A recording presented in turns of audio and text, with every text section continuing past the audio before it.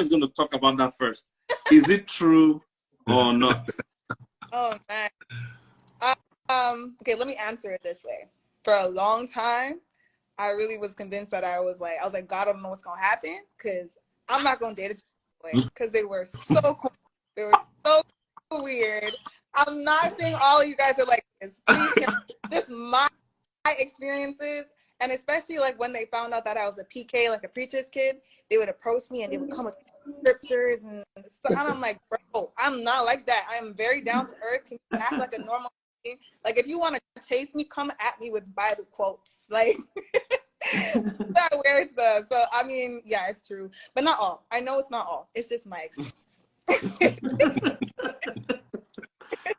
Obinna, defend the brotherhood.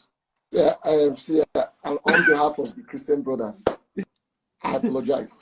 On behalf of all the Christian brothers in the world, because I know that it's true. Sometimes, okay, not entirely, but sometimes there are some people that came from the streets to the world. Like me, that's my story. I came from the streets to the world. So being on the streets, I picked up some things there. So coming in with it, it was a little bit different. But I know that there are some people that grew up in a Christian home. They became born again. So they don't really have that. So you'll not blame them because, last, everything has consequences. If you're looking for a certain kind of thing, you should get ready to expect a certain kind of thing. Because in the end, sir, what people call game, it's, it's based on what the world has defined game as. Yeah, it's carnality sometimes. Yes, so sometimes what they call game, it's that. But that's not always true. That's arguable, Sha. That's not always true.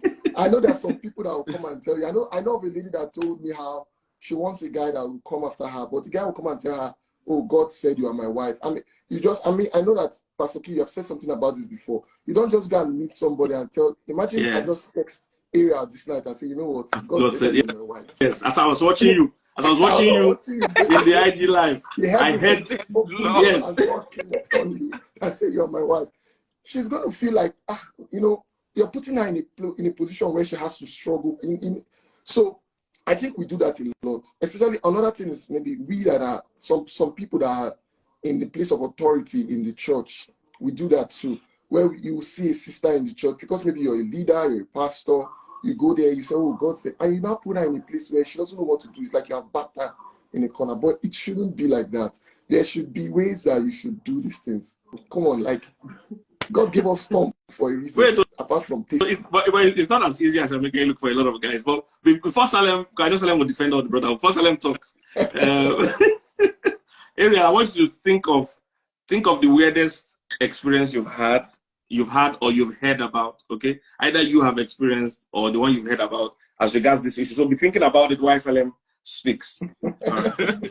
Let me not lie, I have nothing to say in defense of the brothers, but we know that the problems that exist are not without a source. It's not like, people are just trying to be weird or corny,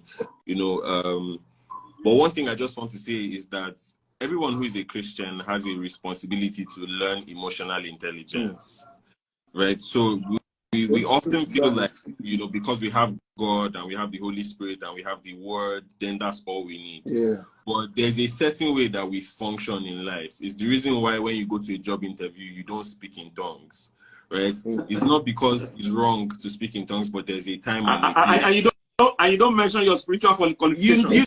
You don't tell them I have the gift of discerning of spirit, so it don't make me lose this job. You don't threaten them with all of that. You know how to conduct yourself, and you learned all of that.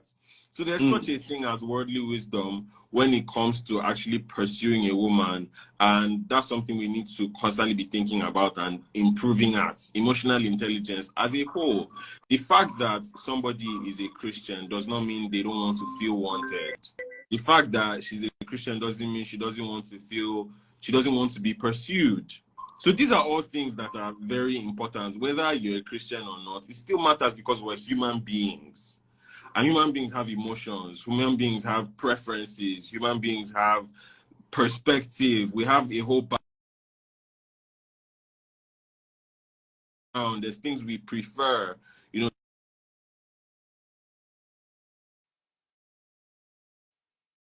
Christian women too, they don't really have game like that. But let's not. No, I don't. Ariel, let's not.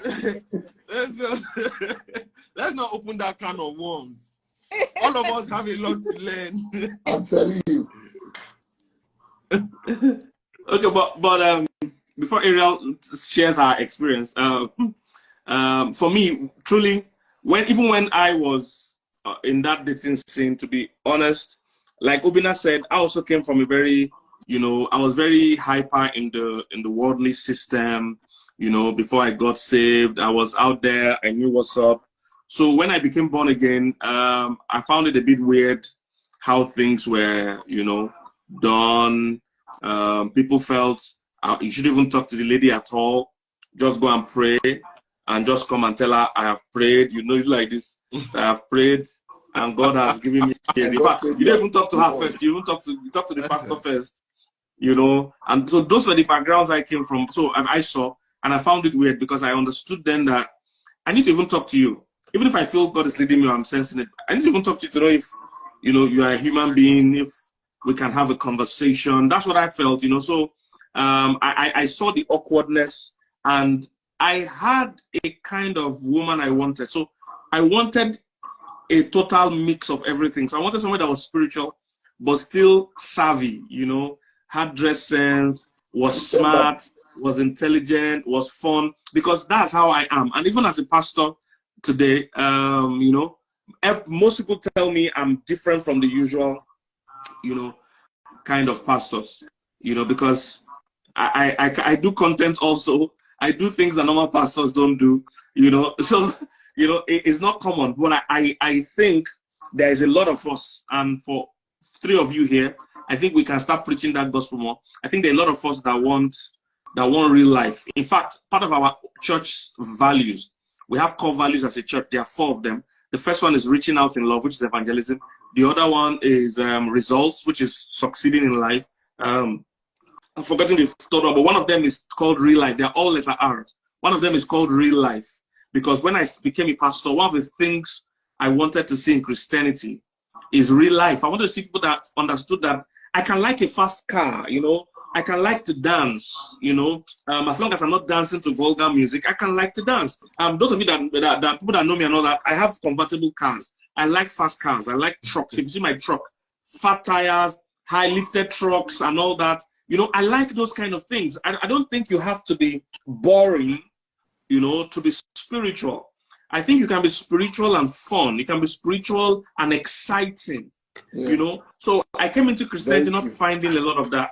You either met very carnal ladies and guys that were too carnal, about their own way of having fun, too carnal. They wanted to go to nightclubs, they wanted to take alcohol, they wanted to smoke, in the name of being exciting. So that was too much. Then I had people that were too spiritual, that felt you couldn't listen to any other music except it was gospel music. They felt, oh, love music is even too carnal. And I said, God is the author of love. As long as it's not vulgar music. So, because as a pastor, I always tease people, whenever I enter somebody's car, they feel a need to put in gospel music. And sometimes I tell them, I don't listen to gospel music all the time. So you don't have to play gospel music in your car, because I'm in your car. Play whatever music you play normally. So it was either they were too carnal on one side, or too spiritual, too spooky, not even really spiritual on the other side. So I think all of us here need to also preach and emulate and show that you can be a serious Christian and still be fun.